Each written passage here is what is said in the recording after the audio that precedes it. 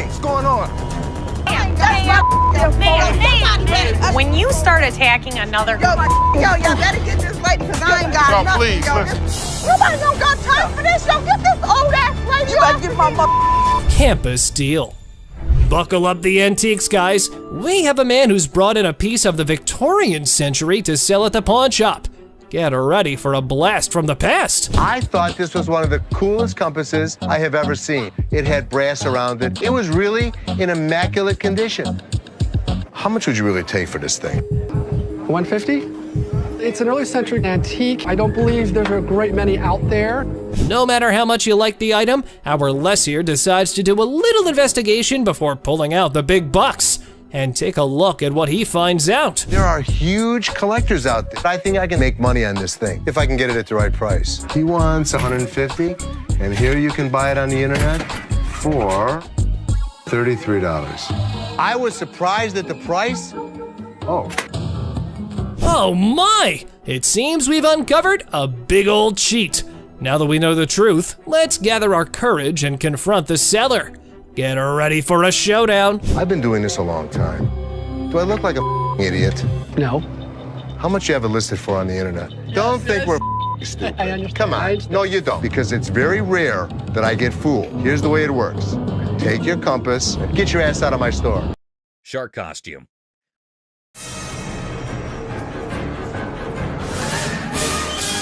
A fantastic character, half man, half shark, enters a pawn shop. Yeah, I'm a professional mascot during the daytime. At night, I'm a dancer. Claiming to be a daytime mascot and a nighttime dance sensation. $800, that's all I want. This guy is so bizarre. Les, skeptical, questions the shark man about his $900 financial request, leaving the room stunned.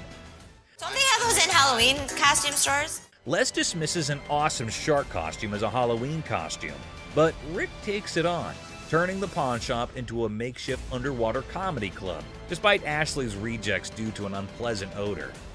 See? It works. $800. Les, a pawn shop owner, is captivated by a customer who demands $800. You're missing a speeder. Oh my god. But when he reveals his naked self, Les's jaw drops. Hey, where's Ashley going with the naked guy? Tom, between amusement and disbelief, Les performs the quickest eviction in pawn shop history, leaving the customer high and dry. Ching Chong TV. Girlfriend's about to fly back home without me. I have no money. It's the only way I'm gonna be able to go. Right. I want $200 for it.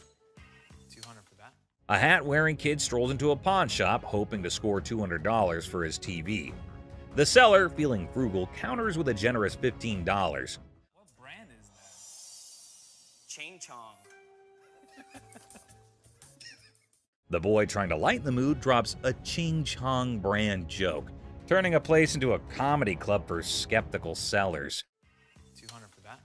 Yeah, never gonna happen. 13-inch TVs are selling for $15. Our persistent TV peddler keeps pushing for more cash for his 13-inch Marvel, but the savvy seller sticks to his guns at $15. Come on, please. I don't want to get stuck in a tray. The boy, desperate to impress his TV-loving girlfriend, gets sadder than a clown without his makeup. Girlfriend's about to fly back home without me. I have no money. It's the only way I'm gonna be able to go. Right. I want $200 for it. 200 for that? The seller, unamused, directs him out, ensuring love won't cost him more than $15 today.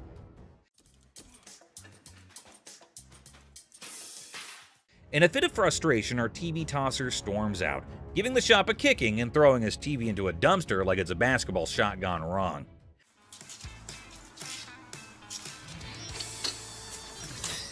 The seller, shaken but not stirred, mutters, "Idiot," and commands him to exit. You're gonna make me leave? Pretty much. Get the f out of here. Get off my property. Asserting his control over the TV-tossing theatrics. It's a dumpster-diving comedy masterpiece in 3 acts. Brain, not brawn. I got a loan on my wife's ring. Yeah? And when I first started coming here, I got a VIP card. I got more on the loan. Now you guys put me to a gold card, and I get nothing out of it. A bald customer, frustrated over a loan on his wife's ring, seeks resolution from the manager over a VIP card upgrade, and the perceived lack of benefits. Tensions rise as they discuss the situation. No, the VIP is the gold. They're both one the same. We offer a promotion at American Jewelry and Loan. It's called a Gold Card membership. It gets more money in people's pockets if they want to get a loan and allows you to save money if you want to buy something. The pawn shop employee tries to explain the Gold Card system's benefits, but the customer remains frustrated. I am hearing you, but you're not listening to me. Tensions rise as the employee insists on the procedure, leading to anger, questioning, and physical comparisons. You think this is funny? I don't think it's funny. I think that there's something wrong when you start hitting your head against the side of the window. Creating an atmosphere of animosity and miscommunication. What are you going to do about it? I'm not going to do anything about it. What are you going to do about it? The customer and employee engage in verbal sparring, escalating tensions. Whatever I have to. You need to get out of my face, bro. Okay, sorry, let me scoot back. Really? The guard asserts their position, urging the customer to step back. The customer refuses, escalating the confrontation, leaving the atmosphere charged with hostility and unresolved conflict. Hell no. You want some? Whatever you got to bring. Come on.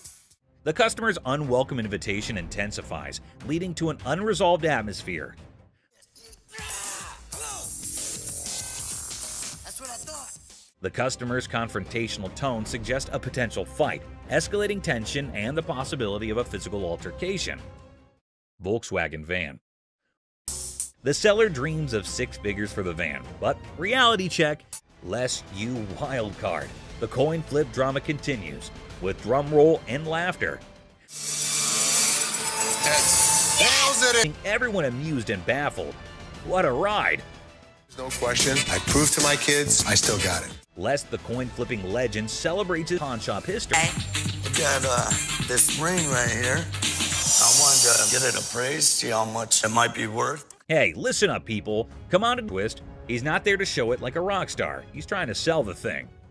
I also wanted to know how much you guys would give me for it, like as a pawn, and then I pay it back. Okay, when I give you an appraisal, that's not how much I'm gonna give you in pawn.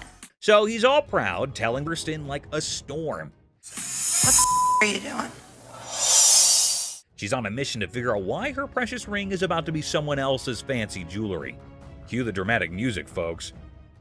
Why'd you take my ring? Well, I wanted to see how much it was worth. Bull.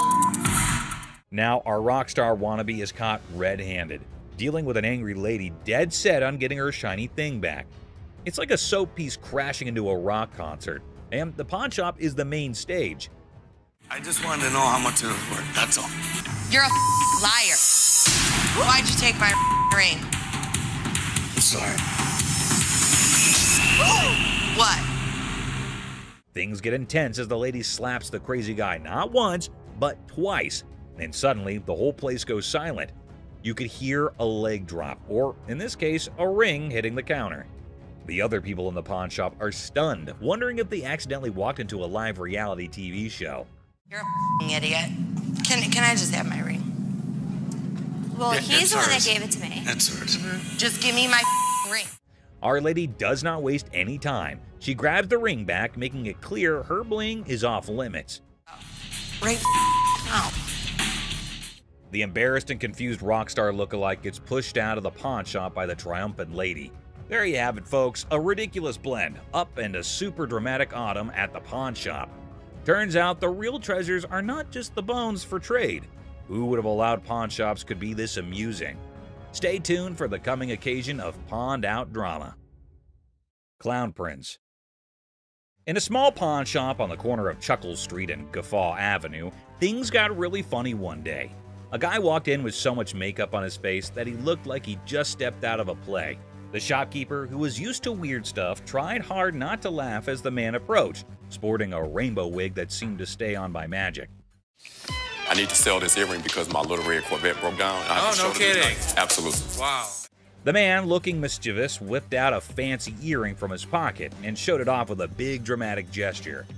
The shopkeeper, holding back a laugh, checked out the earring like it was some royal treasure. You know who I am, right?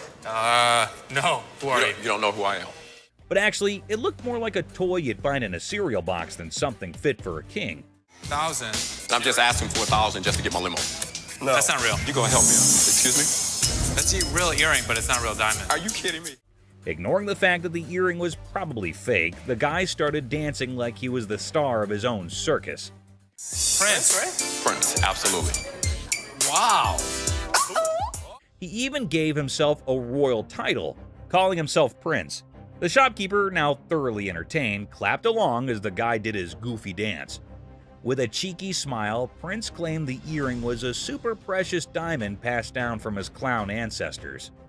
The shopkeeper played along, giving praise to this pretend royal jewel, while secretly thinking he would make a great prop in a comedy act.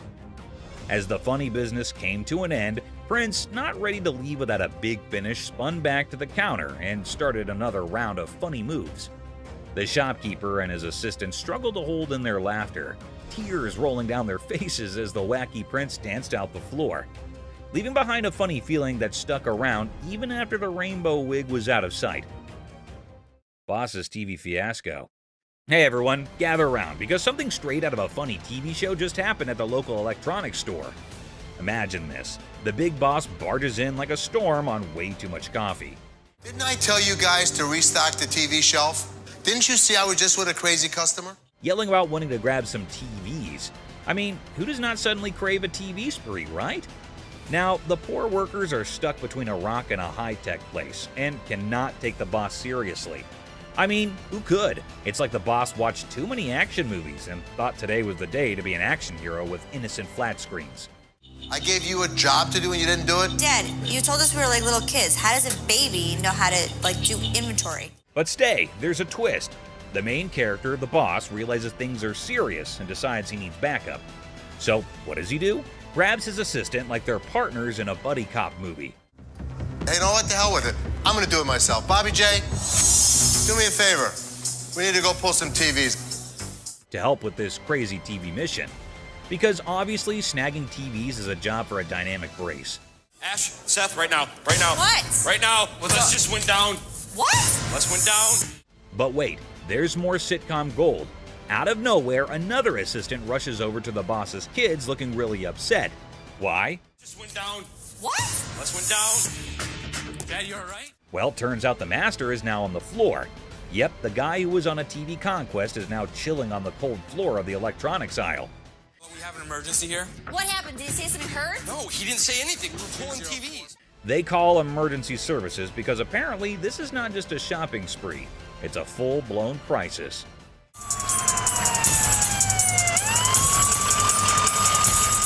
And then comes the ambulance. The daughter dramatically points at the approaching rescue vehicle, as if it's the hero cavalry coming to save the day. My dad's always been the strongest person I know, and right now he's completely helpless. I can nearly hear the wacky sitcom music playing in the background. It's so crazy, snaggletooth, and, well, just another day in the unpredictable sitcom that's real life. Stay tuned for the coming episode. People more adventurous with the boss and his search for TVs are coming your way. Crazy store comedy. What's up, Grandpa? Where's your costume at? There. Corey, that's not a costume. In a super silly store, there's this hilarious pair that could out-funny any comedy show. Watch this, an old grandpa wearing a hat that is seen way too many times, with a black band covering one eye. Right beside him is his son, with a hairband that seems to have its own crazy magnetic pull.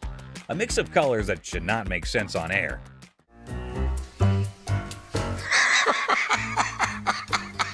What?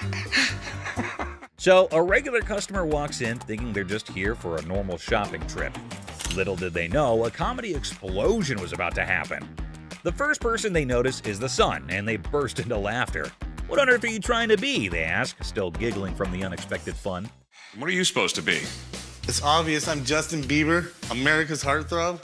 With a serious face, the son proudly says, "I'm claiming to be Justin Bieber, the American singing sensation." The secret? It's all in the hair. The customer laughs even more, realizing these two are a riot. Roy Rogers? I'm Rooster Cogburn from True Grit. But the real comedy star is Grandpa, strutting around like a rooster king. Feathery hat, confident crowing, he is turning heads. The customer, almost out of breath from laughing, asks, "What is your grandpa pretending to be?" Slightly holding back laughter, the son answers, "He is the legendary Rooster Kern.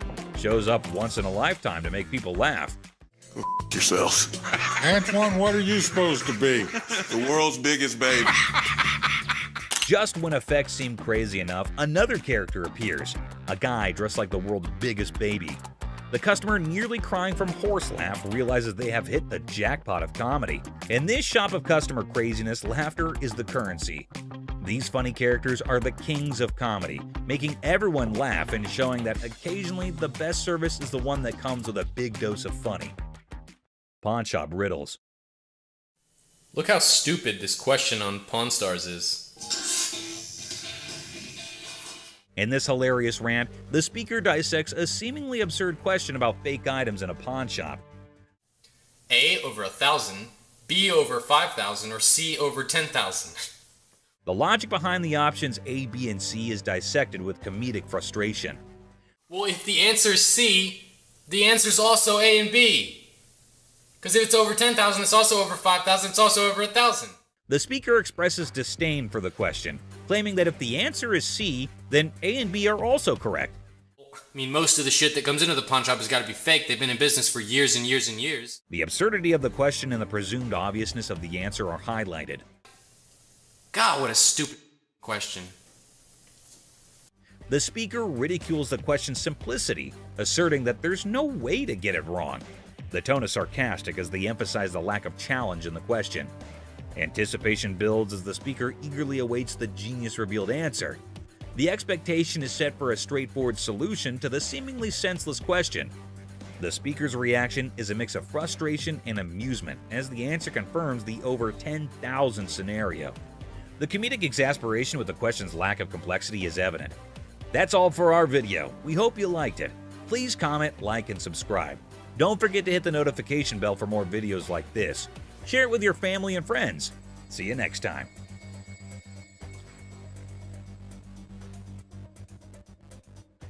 I mean, most of the shit that comes into the pawn shop has got to be fake. They've been in business for years and years and years.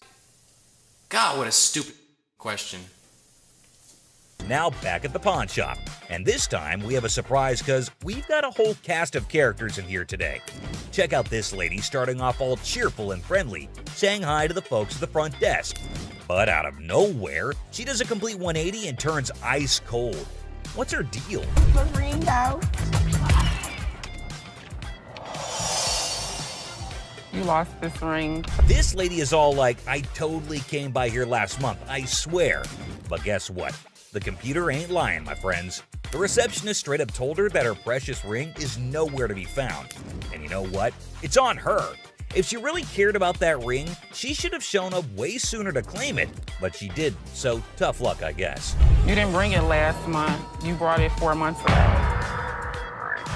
Now this lady is totally losing her marbles, you know? I mean, it's kind of dumb if you ask me. She should have just remembered where she left her stuff. But no. Instead, she's going off like some chatty old grandma, non-stop yapping about it. Give me my motherfucking ring and let me see a manager in this bitch. I'll get you a manager in this bitch. Oh boy, we've got a real character on our hands here. This lady just won't accept any responsibility, I tell ya. Hey lady, newsflash. It's your job to remember, not his. This is where she's really taking the cake and acting like a complete idiot. And get this, she starts pointing fingers at poor Les, blaming him for this whole mix-up. You got me f***ed up. Well, no, you got yourself No, up. you got. Can you believe it? I mean, come on, lady. It's clearly your fault, not his. Thank goodness for that bodyguard who swiftly stepped in and removed her from the scene. I gotta say, it's giving me secondhand embarrassment. Just look at the unending drama. Sorry that your grandma's ring exceeded its time limit. You made the mistake and did. But what we've got next will blow your mind. So it's just another day dealing with annoyed customers. This lady was supposedly waiting for 2 hours, or so she said. But man, isn't she a little too aggressive? Oh, you don't ignore me. Can I get some help? Now Ashley jumps in to handle the situation, but this lady won't even let Ashley speak for a single minute. Such a big mouth. You need some better help up in here. I've been standing here going on almost 2 hours. This lady just won't quit shouting, and to be honest, Ashley is so done with it. But you won't believe what this customer does next. It's seriously shocking. Because he told me. Excuse me. Seriously, what kind of lady does that? I get that she's mad, but why resort to getting physical when the manager is talking calmly too? Well, Les totally turned her down because it's just not worth that much. And this lady couldn't handle it, I suppose. You won't believe what she does next. Seriously shocking stuff. This customer walks in claiming she's here to get back the stuff she pawned off. But guess what? Sit. Buy. Not pawn. They were buy. Turns out she didn't pawn anything. She straight up sold it off. Man, this lady is clueless. She doesn't have her ticket and she expects someone to help her out?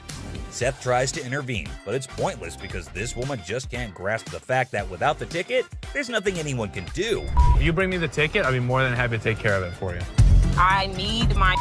Show me the ticket. I don't have my ticket. Now she's all paranoid, thinking people are trying to deceive her, and she's planning to take matters into her own hands. Uh-oh, that can't end well. At this point, it's best to just walk away, lady.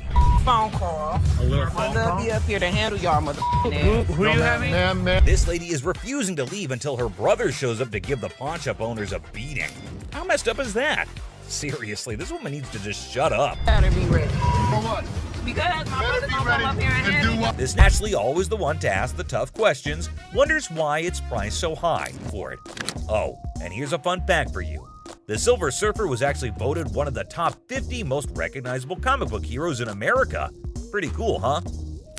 But the customer stands his ground and refuses to go below $1,000. That's quite a gap to bridge. Hey, sometimes you gotta stick to your guns.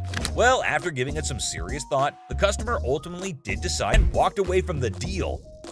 But wait, there's more. That's the kind of influence Les has, folks. They can all happily move forward. It's smooth sailing from here on out. And that concludes our thrilling journey through 5 super rare illegal items on Hardcore Pawn. Which of these were your favorite? Let us know in the comments below, and subscribe for more action. Until next time, peace out. Anything can happen on Pawn Stars, from crazy fights to unbelievable bargains. But these are the times things got out of hand. Kicking off with this episode, which is sure to give you quite a jolt. Hey, how's it going? The episode just starts with a casual conversation between Rick and an old man. But look what he's got. Yes, my friends, you just laid eyes on an 1884 Colt that was used in the Wyoming Range War, also known as the Johnson County War. Goes with it. There's nothing like a good book after a good shooting. That's what I always say. And not to forget the book that comes with it. I mean, you gotta keep the rare flock together. Rick, as usual, begins his quiz, asked a whole lot of questions before investing his money into something that a normal person would have bought in a heartbeat. So how exactly did you get the gun? My father got this from the great-great-granddaughter of Fred Koch. Are these many questions ever asked while I go to sell something antique? Maybe. How would I know? I've just gone to the shops to buy something, never to sell anything. But wait, it seems like he practiced it the whole night, answered all the questions like a pro. That man did better than the rest of us would do in our lives. Tough college times. Wait, what did my eyes just witness? Rick narrating the whole Wyoming Range War story. Basically, large cattle barons feuding with really small cattle ranchers. The small guys were stealing cattle. It felt like a whole history lesson to me. I must say, Rick does have some insane knowledge about antiques. The way he narrated the whole thing was nothing less than an informative history class. Not gonna lie. Moving further, we see Rick's intelligence as he checked all the details provided on the document just like a professional would. This is a 45 caliber. This is a 45 caliber. It's a 5.5-inch barrel. That's a 5.5-inch barrel. This line, when you throw on a personal story that actually ties a cowboy to a gun, that's the kind of thing collectors love. I can see he clearly knows how to hit the proper note. But when you throw in a personal story that actually ties a cowboy to a gun, that's the kind of thing collectors love. Without a second thought, the man quoted $55,000 for the gun. What do you think? Are Rick and the old man on the same page? Well, for you to know that, you have to continue watching. I'd like $55,000. $55,000? And obviously, before getting such a huge amount out of his pocket, he wanted a second opinion on the matter, for which he called an expert. Get someone down here, he'll tell me if it actually belonged to this guy. To be honest, I really don't get it. How can one identify if it's original or fake by just looking at some words written on a piece of paper? Anyway, who am I to say anything? What we have here, it's really hard to make that connection. Some facts were served right there. Like clearly, who else if not Rick would know more than for how much something like that goes in his shop. And you know, Pawn Stars is all about who bargains best to make the most profit. So let's see who gets to cut the cake tonight. And just when he thought things couldn't get crazier, Rick dropped the price and set his bet to $1,500. And all that effort went to waste right in front of your eyes.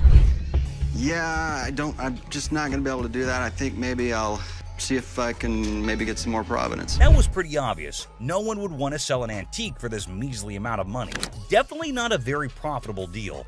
And with that deal went flying Rick out of Rick's hands. But in this next episode, this person walks in with a really interesting gun. But how interesting? You're about to find out. Yeah, it's like something James Bond would wear. Yeah, right. You just saw that, huh? But that's not out of a James Bond movie. That thing is as real as it gets. What can I help you with? I'm here to sell my ring pistol today. Well, you know how a gun never stays in the shop for long, be it whatever shape or size. But this thing is something I've never seen or even heard of before. Have you ever seen a pistol ring? Boy, you're looking at it right now. This is something definitely worthy of adding to the antique collection list. Come on, you have to agree with me. Everything about this pistol ring is antique, from loading it to the trigger to its hammer. This thing is a killer. Literally. You know what? If I ever went undercover on a mission, I would definitely carry this cute little devil. James Bond, we just found your vibe, and I know Rick would agree with me too. Yeah, that man seems very particular about the price he's going to ask for that dangerous ring. I'm looking to get $9,000. I'll use it to buy some of the things I collect more often. I personally would wear that ring everywhere. It's an all-in-one combo, kind of a hidden treasure who can double up like your personal bodyguard. It's unreal how cool this thing is. But hey, did Rick just contradict me? Wear them just for fashion. Damn. Rick has got a good sense of humor, not gonna lie. Seriously, getting hit by that mini pistol ring would definitely hurt your ego hard, man. It's also seriously a gun. I mean, it would really hurt getting shot with this thing. And oh, I kid you not when I say that the man clearly did his homework right. He literally asked for $9 grand in the blink of an eye. I mean, that piece truly is a showstopper. But that expensive? Damn. A $9 grand. They're pretty rare. So what happened is that the deal took an intense turn, and Rick, being the smartest in this show, had to prove it. So before finalizing the deal, he wanted a bit of expert advice. I mean, that's always better than regretting later, right? So let's see what the expert had to say about this antique pistol ring. The European gunsmiths, they were making all kinds of little weird things. This is the Imperial Protector. Basically, looks like this tiny mean machine has taken down quite a few people in the past. So it must cost a bomb. But let's hear it from the expert himself. For $11,500. Okay. Thanks, Tony. I really appreciate it. Whoa, I never expected that. $11.5K? That's crazy. And just look at the size of that thing. That thing is golden for sure. But as you know, Rick plays by his own rules, and I'm curious to know what he has to offer. I'll give you $3,000 for it. No, can't do it. Okay, so Rick is trying to settle the deal for $3 grand. But bro, that's like not even half the price the seller asked. Do you think the man will accept the offer? For someone who knew a great deal about the pistol ring, I don't think this man is gonna budge. But Rick wasn't ready to give up or give in as yet. So, do you think they'd both settle on the same grounds? Who do you think is going to win this round? Well, let me put your anxiety to rest, for here comes the moment you're waiting for. As amazing as this thing is, I'm sorry, I just can't do it. And just like that, Rick missed the chance and saw the extraordinary collector's pride walk right out of his door. But what happened in this next episode is even crazier. Working with an instrument maker and got really, really interested with the harmonica. You know how music instruments can be great collectibles. In which case, what do you think about an ancient instrument that has an emotional connection to it? Does it help double up the price? Well, I don't know about you, but I have never seen a shining gold M. Hohner harmonica. We've all played a harmonica once in our life. Right, we have. And we thought we were good at it. So for those of you who don't know who Matthias Hohner is, here's a quick history lesson for you. Hohner was a trained watchmaker born in Germany. And his company, Math Hohner AG, is the oldest and largest producer of harmonicas in the world. If you want to know more about this masterpiece, here's Rick for you. So apparently the watchmaker was so blown away by the piece that this is what happened. So he saw the writing on the wall, but he was also working with an instrument maker and got really, really interested with the harmonica. Rick's knowledge never fails to amaze me. There's no question that he is a master of his job, and his trade skills are even better. But is this going to be a jackpot or a lost cause? Before Rick states his price, he found a problem with the musical piece. You get in the ballpark. Okay, all right. It's plastic, and it's not in the greatest shape. I don't know, it's not too bad a shape. The cardboard's coming off. Oh no. That's going to majorly affect the price of this beautiful piece right here. So while the seller was holding on to a grand $500, what Rick pitched was unbelievable. Here's $75 for it. It cost $75. Wow. I would feel humiliated if I was that harmonica right now. I mean, come on, man, it's not that bad. But what can I say? Rick knows better. And the seller wasn't ready to back up, and even had a genuine reason for it. $1 to fill my truck up with gas right now. I can't take 75. I find the man reasonable. The least you can do is compensate his gas. But as you know, there are no emotions involved in business. Rick's not taken aback by anything, and sticks with his price, but he failed to grab the deal. I think he wouldn't mind much though, because the harmonica was plastic, and it was also peeling off in some places. So sadly, the seller needed to go back home with the broken instrument, and he couldn't even make enough money for gas anyway. Penny pincher. Get ready to chuckle. This hilarious video is all about a super energetic girl trying to convince her super penny pincher dad to hire more security for their shop. She's all passionate like, "Dad, we need extra protection." But oh boy, her dad's like, "Nah, that's just throwing money away." Adding an extra night security guard is an expense we don't need. Dad, I just don't understand. The funniest part? When the argument gets so wild, the girl pretends to be super angry and storms out of the room. Missing. Yep, someone peeled it away like a giant banana. Imagine the team head-scratching in disbelief. Their shop literally got unroofed. Now, here comes the kicker. They start worrying it might be a sneaky robbery. Cue the panic as they sprint to check the CCTV, hoping to catch the audacious roof peeler in action. Get ready for a laughter-packed roller coaster as they dive into this hilarious investigation. Get ready to laugh in this super funny video. Off the roof for a supposed robbery. Total chaos, right?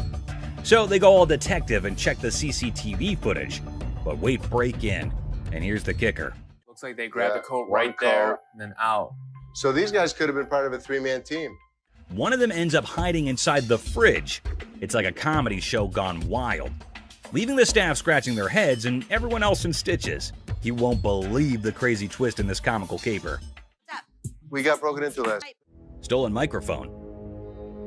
Scene of concert chaos turned into a pawn shop jackpot, where microphones become rock star souvenirs, and the friend is the accidental hero of the day. Microphones I picked up from a concert last night. The person insists the microphones were flung into the concert crowd, a spontaneous catch. The seller, eyebrows raised, gets an unexpected call from American Jewelry about missing microphones. It's a classic mix-up where concert souvenirs turn into an unintentional pawn shop investigation, leaving everyone wondering how the microphones took an unexpected detour. Really?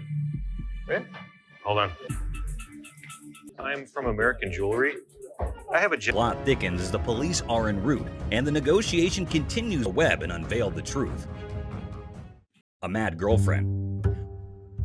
Welcome to the whirlwind of pawn shop hilarity. Our unsuspecting star walks in, aiming for a ring appraisal and potential pawn deal. Accusations fly faster than a speeding bike, plunging us into a marital showdown. "Why'd you take my ring?" I wanted to see how much it was worth. Our hero is left flabbergasted, caught in the crossfire of accusations and domestic mayhem. "I just wanted to know its worth," they exclaim, trying to defuse the explosive situation. But alas, emotions rage on. Yesterday you said you needed bike parts and didn't have the damn money. And all of a sudden you got my damn ring. Unexpectedly, a wild punch appears. The spouse transforms from zero to punch in record time. It's a twist even scriptwriters would applaud for. The pawn shop turns into a battlefield, leaving us wondering if our hero will escape unscathed. Punches him, and I am dumbfounded. You're a idiot. In a surprising turn, the ring is handed over and our hero exits swiftly, leaving chaos behind. The curtain falls on this pawn shop spectacle, proving that a ring appraisal can lead to a punchline we never saw coming. Bravo, pawn shop drama. Bravo. Let's give him the ring. Deb didn't beat her ass. In the bustling aisles of the pawn shop, two guys saunter up to Ashley with a peculiar demand. Now they're aiming for a refund, claiming that a bunch of things that they bought from the pawn shop are no longer working. As per policy, Ashley asks for a receipt, and she also asks them questions to verify what the problem is.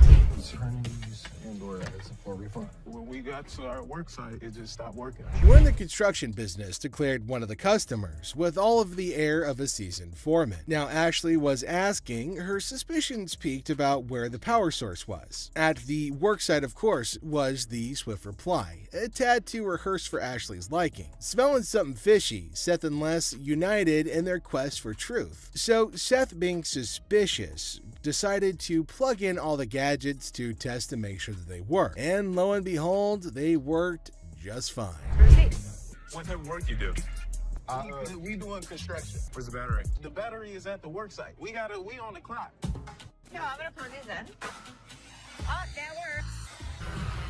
Oh, that one works too. See where it says? But the customers were upset because their demands weren't met. No cash refunds, Ashley reminded them in a very firm but fair tone. But the two customers were unshaken and instead started to grow incredibly irate, raising their voices and bringing things to a head. Yet Ashley stood her ground, unwavering in her commitment to the rules of her trade. With a final flourish, the guys decided that maybe they had better retreat to live another day. And thus, this particular saga came to a close, leaving behind a tale of wit and willpower and the triumph of honesty. No cash refunds? It don't matter about that. What y'all gonna do is give us our money back right now. You gonna lose something to money. Listen, guys. Listen, what you talking about? Give me my money back right now. This scene shows a frustrated taxi driver approaching a man waiting in line at a pawn shop and demanding money for a $90 fare. But the man's attention is on receiving the money, so there's an argument. Tensions escalated because of the man's insistence on waiting in line and the cab driver's irritation. It takes a comedic turn when a third party, including Ashley and Byron, unaware of the initial conflict, intervenes. Confusion ensues as they try to understand the situation, with the cab driver emphasizing his need for payment while the man remains determined to wait for his turn in line. The introduction of the man's girlfriend in the cab adds another layer of chaos to the mix. The cab driver chooses to take matters into his own hands as tensions escalate and violently extracts the man's girlfriend from the car. The man objects, and things quickly get out of hand, with the cab driver and the man at odds about taking the woman out. The taxi driver is demanding that the woman get out of his car, which makes the whole situation even more ridiculous. The conflict reaches its peak when the man's frustration boils over, and he threatens to drop the cab driver like it used rubber. Eventually, cooler heads prevail, and the man offers a solution. The cab driver can recover his fare and avoid more conflict by having another cab call. There's never a dull day at the pawn shop, to be sure. I'll drop you like a used rubber. $500 that she wants. Hi, I'm Les. Nice to meet you. Sure. I'm looking to get rid of this. How much did you want for the TV? I want $500 for it. That's what I was thinking. We actually sell them for under 250 bucks. Okay. So I could give you 100. Asserts that her breasts are valued at $7,500, but Les remains unimpressed. He remarks on her attempt to negotiate with her boobs and expresses disbelief at her strategy. The customer, undeterred, insists that she never played dumb before provocatively suggesting that she's all there by flashing her breasts. Coming from his mom's basement, but Les sees right through the charade. Now tension rises as insults fly, setting the stage for a showdown between Les and the would-be thief.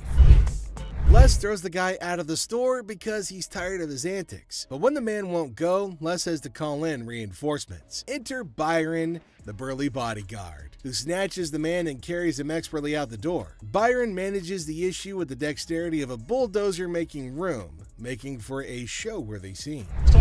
But just as Byron is leading the guy outside, his pants decide that they'd rather pull around his ankles, exposing a little bit less than friendly underwear. But that's just the icing on this whole dumpster fire of a day. As Les sees the guy's humiliation happen, he can't help but laugh. And without warning, another day at the pawn shop comes to an end, leaving us all to wonder what mischievous adventures lie ahead in this crazy... The scene starts with Ashley getting a bit annoyed, telling the customer not to test her patience. Now she's in a hurry and warns them to speed things up. Then the customer tries to copy Ashley by snapping their fingers, but Ashley quickly shuts it down. She acknowledges the imitation, but firmly puts them in their place with a clever comeback. Even though they're joking around, Ashley still You want 20? I want 40. Things escalate when Ashley catches the customer imitating her again. This time, she's not as amused. With a mix of annoyance and humor, Yeah, man, I'm trying to see how much I can get for this. I'm trying to get at least 100 for it. Might have got 20 times, but I won't be able to get that for it. So how much can you give me? 20 bucks? 20, which is probably more than I would even offer him. I need my money. I understand. I'm gonna need at least $100 for this. You paid $200 for that, I overheard? Yeah. I'm the manager. Oh, you are the manager. I'm the manager. You're the manager. $20 for this. I've been waiting for an hour. Yeah, take your out of here. How about 100? You can give me what the I'm gonna do with $20. Don't know. I need more than $20. I had to calm this situation down. Take your out of here. $20. Leading to escalating tension. Final profanity-laden outburst. A new manager arrives at the pawn shop, surprising the Gold family, and they introduce themselves and express their eagerness to help out. Now, despite initial confusion, the Golds agree to give them a chance and see how their first day goes. When I worked in sales at a bank, I was in charge of tailoring the products to the customer's wants. So I'd like to think that marketing is one of my strong suits. You like those? Like I said, they're durable, very inexpensive. What do you guys want to do? Do you want to purchase or put them in layaway today? Definitely. All right, I'm so excited. I got my first sale. So what do you think? I love it, but I'm not really sure how comfortable Ashley is about me coming in. You know, I'm really not worried about Ashley. Did you know about this? Good luck, Ash. Have fun, co-manager. The new manager showcases their sales skills, confident in their ability to tailor products to customers' needs. Despite their apparent enthusiasm, several family members question the comfort level and suitability for the position. Can you just go back to your area? Something you want to talk about, Ashley? No, everything's cool. You know, I'm just here to sell and make money for American Jewelry and Loan. So just go sell. We go from 9 to 12. You'll never get what you paid for. You're probably right. Here, why don't I just move away? What is he doing? He's teaching her the business. Teaching her to take over? They're not going to get more than $1,500 anywhere else. I can guarantee that. Great. Wow. The new manager and this customer are currently negotiating prices over a deal. And while the new manager insists that the deal's a good one, tensions start to rise as the customer questions the offer. Meanwhile, the Golds observe the situation with uncertainty. A really awesome electric guitar with just 15 of its kind out there. A customer with some not-so-real stones to sell. A souped-up truck with a twist rolls in for sale. A bedazzled watch full of diamonds crosses paths with Les. Goons try to cheat Les out of paintings and some cold hard cash. And several vintage guitars come up for sale. These are times when rare items showed up on Hardcore Pawn. To start it all off, we've got this customer who brought in a set of stones her grandmother stashed away, hoping she can sell it to finance the said grandmother's funeral. Crystal, very nice to meet you. Crystal, This I'm is Ashley. How you doing, Ashley? Hi, how are So you? what you got? I have these bag of stones that I found out of my grandmother's house. She just passed not too long ago. Oh, really? I'm sorry. Since they look so much like glass and felt like it too, Ashley felt the whole endeavor was practically hopeless. And if the decision were up to her, she probably would have turned the lady away immediately. I really don't want to give these away because I wanted them myself. But, I mean, I have to do what I have to do. Come back in a few hours. I'll let you know what they are and how much they're worth. Scratches that he found on the machine.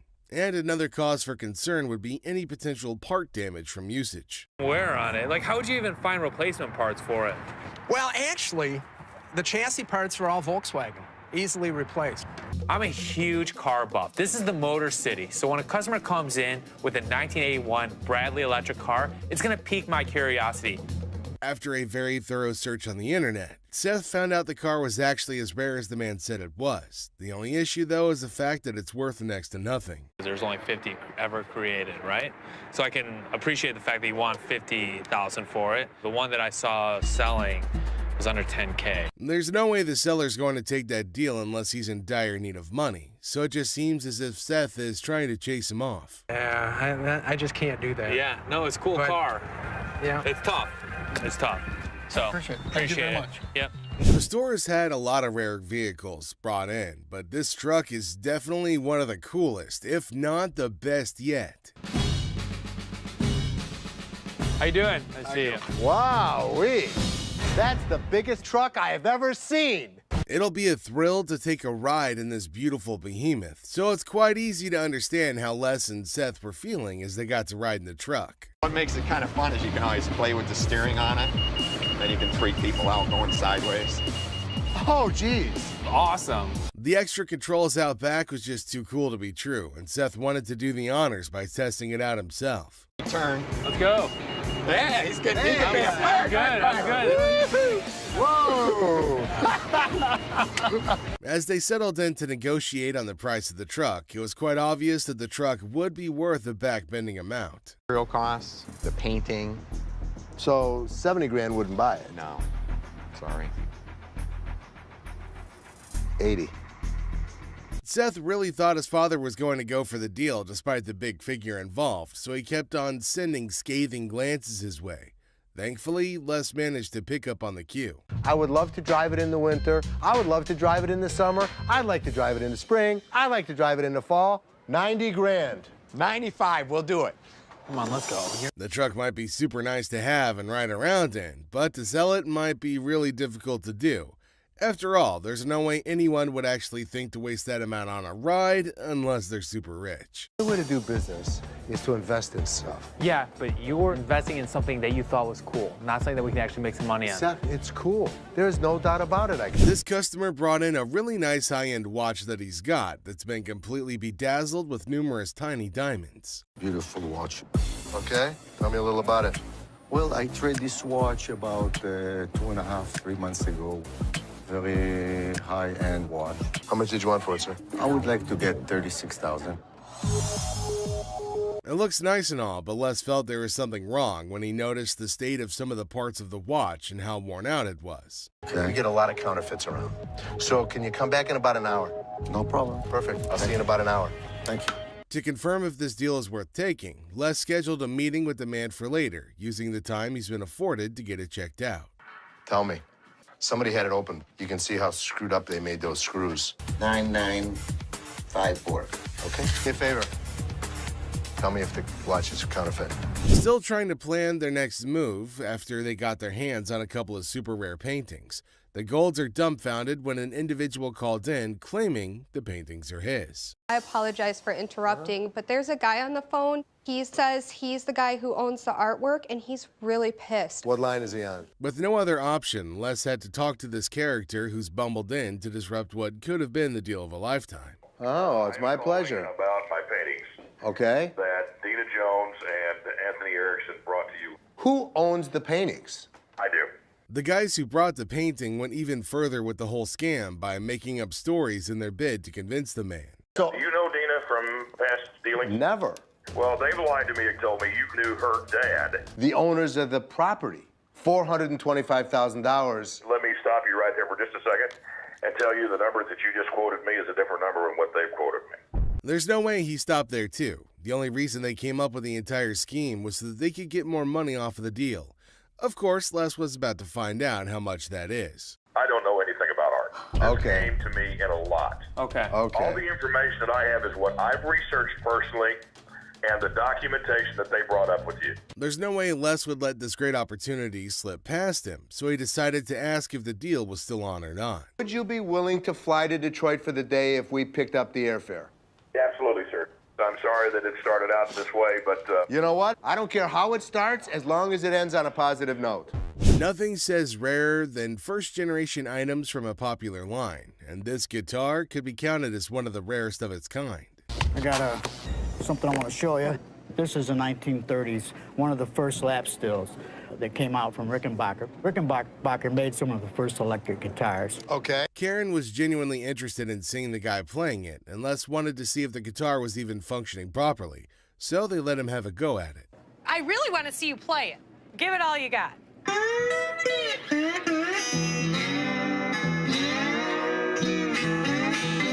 Why do you want to sell it?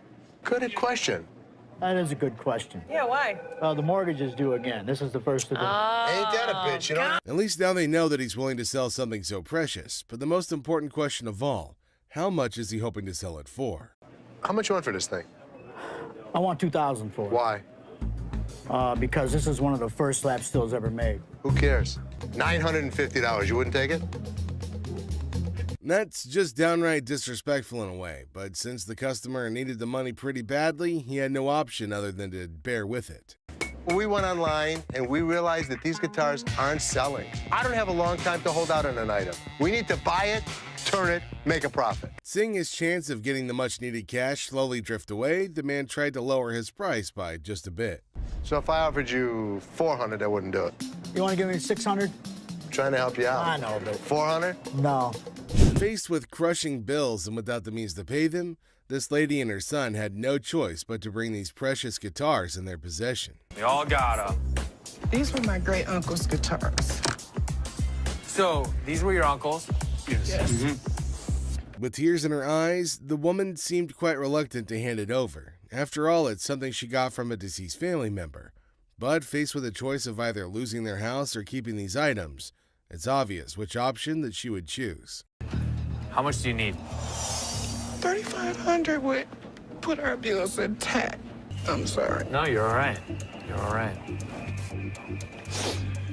Whoever had them enjoyed them. After checking the guitar out himself, without preliminary knowledge whatsoever, he knew this guitar was definitely something nice, and since Les wasn't around, all he could do was offer within the limit and hope for the best. 18? 18 of you. Okay. Look, You seem happy. This man brought in his 1972 Cadillac, hoping he could get something for it after years of having had it in his possession. How you doing? Hiya. What brings you in? I'm here to sell my 1972 Cadillac Eldorado. Seth tried to check the interior of the car, only to discover it isn't exactly as broken in as he said it was. Is the car breaking? Oh, no. It's falling apart. Yeah, no, don't do that. No, it's old. Look. Barely broken in. Look at that color. The guy's just trying too hard at this point, but smells and the like can be fixed later. But is everything okay with the engine? How much are you looking for? $23,000. Really? Why? This car is an award winner. Yeah. The car is definitely unique, but from the supposed smell and all, it's just too much work to actually get something for that price that'll still cost more money in order to get it to tip-top shape. You know, bud, we're actually not interested. Are you interested? I mean, standing this far back, I smell it. I'm sorry. I can't sell something like this. Sorry about that. We bet the staff at the pawn shop love their job, if for nothing else, at least for the drama that happens every day. Now, this is one funny scenario fact, and Seth loves it. Things go south when the seller uses Ashley's joke on her. Now, Ashley doesn't like it, and Seth isn't helping matters either. The problem is that Ashley is too emotional to be a businesswoman sometimes. So, the pawn shop loses an artifact because of an innocent joke that was even apologized for. And to think that Ashley started it makes it even more ridiculous. Doing? How you doing? Got a few Native American artifacts here for you. This is a tomahawk right here. This is the war club. Resembles you, doesn't it? It's closer to you. It is, right? It's the same color hair. 90 bucks? No, actually, I'm not interested. He was rude, Seth. He was just joking. He was not joking. My sister takes things way too personally. He was rude. Why do these guys think they're entitled to money from the pawn shop? Like, there's no law that forces the pawn shop to buy an item from them. I'm just looking for a couple dollars, you know what I'm saying? To be honest, I don't think we're gonna take them, brother. You say what? We're not interested. American Jewelry. Where the is the loan at? Don't try to stare me down either, cause y'all gotta close. This mother thought he was a badass. As you can see, I'm a badass. They say to be confident when making an offer, but this guy took his confidence freaking overboard. What part of Les does not need his services does Mark not understand? Do you have a company now that does any of your, watches your lot or anything like that, takes any of the cars out? We do. Okay, how's that working out for you? It's working out great. I'd like the opportunity to maybe go over some paperwork with you. We don't have that problem because we have fences around the building. Well, we've done a couple other business around here. I don't think you're understanding what I'm saying. This is gonna be our business as well. No, it's definitely not going to be. I'm not interested. You old man, you and you guys are running this sale right here. Here's the way it's going to work, sir. You can leave nicely or we can throw your ass out. Again, anytime soon. You start dealing with this particular crazy lady, and there's no way she's gonna turn back now. Follow me no more. I won't come back in this bitch. All the motherfucking times I've been coming in here giving y'all my motherfucking and this is how I'm getting treated, y'all. Les gets this customer, who's trying to sell a watch she apparently Won this one, all right? After reading through one of their ads, this lady came over to make a very odd inquiry. I was trying to find out because your sign was saying that I can get 30 days of free cash. Well, she read all right, but she didn't quite understand it at all. The customer came in hoping to pawn his rosary, claiming it was an antique. It's been passed down from generation to generation to generation. Now it's mine, and I'm trying to put you in the game with this crystal. Just because it's old doesn't make it a really valuable item, but it seems this man doesn't want to acknowledge that at all. So, how much can I get? Well, you can't get anything. 'Cause it's not diamonds, it's not gold, it's just crystals. Honestly, I think Les has said all there is that needs to be said, but we'll just have to, make things clear. He's got no other choice than to repeat himself. How much would you pawn this for? I won't take that in pawn because we only take precious metal. Well, this is precious. To you. To me. With his demeanor through this whole thing, it's pretty clear at this point that this guy's gonna be trouble. Work something out, man. No, I can't take it, I'm sorry. Well, I think you need to work something out with me, man. Trying to strong-arm the poor guy isn't exactly the right way to conduct business. Tell him it's antique, man. Nope, it's not antique, bro. I don't want to talk. Me and you. No deal. Deal. No deal. He's been introduced to the antique expert. Now it's time for the antique expert to introduce him to the door once again. Let's talk about it on the way out the door. Hey, hold on, man. Hold on, brother. Hold on. Look, hold on, man. Hold on. I can leave on my own. Hey. If she really did get that as a gift, wouldn't it have been better if the individual that gifted it came over with the receipt instead? The first problem, you don't have the receipt. Ashley told her how much she owed. She went on a very huge rant in a fit of rage. I owe $50 for Actually, my ass. I didn't know somebody that age knew so many swear words. Like, it was just, wow. She's speaking so fast that it's really tough to understand what she's trying to say at all. It's like nobody understands the words coming out of her mouth. Getting riled up and screaming spooks me out. Okay, well, let's catch up again. Spook that job. Yes, spook that job. What can I say? Ashley tried to be as patient as possible with her, which is a first if you're new to the show. It's called Yiddish. What the is a Yiddish? Yiddish with a Y. Well, I understand that either. I understand Ethiopian. How about that? The customer would eventually wear her patience thin with her obnoxious attitude. You can pay after interest. Actually, you have three. You can pay after First interest. it was one. First it was two. Now it's three. Can you please make up your damn mind and tell me what the I got to do? Just like she's always done, Ashley decided to screech her answers back in an attempt to match her energy, since her previous attempts didn't really get very far. Okay, then go pay $50.60 and come back when you want to. Where is your boss at? I'm the boss. Now what? And she hasn't taken. We're not interested. Ain't nothing go with it. I don't know what else you got to go with it. I ain't got nothing to go with. I'm asking y'all for something to go with it. Instead of just getting out of the store after all their business is over, this man decided to take a seat in one of the chairs in the store, which is a big no-no. No, he can go. I can't get a little different. Hold on, man. Since he was being quite irrational, they decided to carry him out of the store, screaming and kicking. Can't get one. Get full. That's good. That's good. Let's go up the game. Seth is used to loud and rude customers, but this is the first time a customer tries to flirt with him. It throws Seth off balance for a second, but he proves that he's a businessman to the bone. What's your name again? I'm Seth. Oh, you cute. Yeah.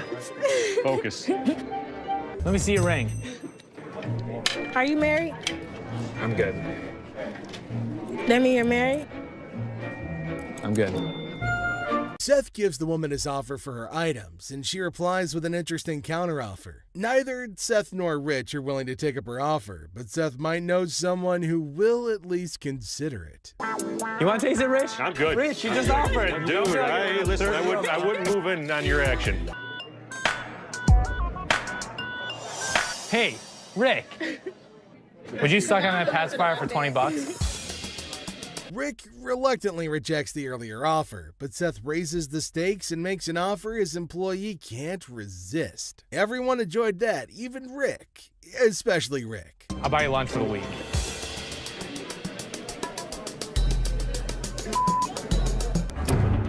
Ready?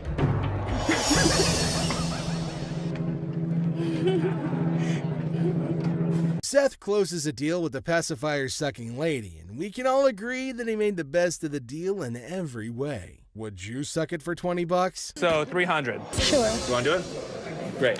Thank you. For $300, she got a good deal and we got a good deal. This customer walks in with Travisky crystals. Seth has no idea what the hell these crystals are, but he knows what this woman has is not real. My grandmother gave me that ring before she passed away, and she told me that they were Travisky crystals. I'm not interested in your crystals. No, I'm not going anywhere until you give me some money for my crystals. Do you not understand English? The crystals may be fake, but not everything about this lady is fake, and she does her best to make that point to Seth. Me personally, I'd rather buy a Kyber crystal. Something that's real. Really? These right here, they're real. They're real. Can I get some money for those? So you know what? All this fake ass. You don't know no crystals when you see a mother. You. Have you ever seen a devil walk into a pawn shop? If you haven't, then you're in luck. The next customer to walk in claims that he's the overlord of hell. Seth. They call me the devil. That's some freaky there, boy, let me tell you. Yeah. Yeah, he was a devil. Sure he was. Les doesn't care if this man is a 2,000-year-old fallen angel. The pawn shop owner is going to make a deal with the devil if he can make some profit from it. How long did it take you to get all these tattoos? Probably 2,000 years. How old are you? 2,500 years old. Tell me what you give me. The merchandise is worth scrap value. I could have gotten $650 for this stuff. I take $650. I can't give it to you.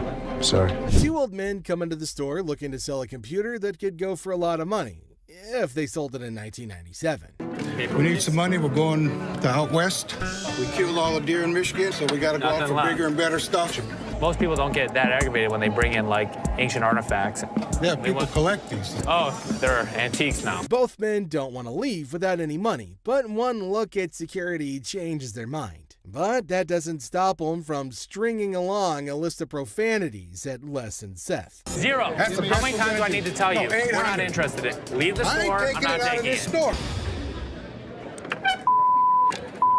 Have a good day. Usually things calm down once the noisy customers are thrown out, but this time it gets even more chaotic. We're even treated to an unexpected showdown. I dropped it on accident, man. I didn't break it.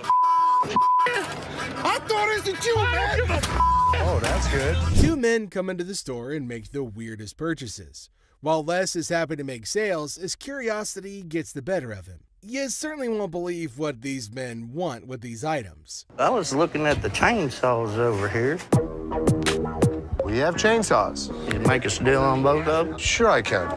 So what's all this stuff for? Home defense. What? Is that what The you put around zombie your yard? apocalypse is coming.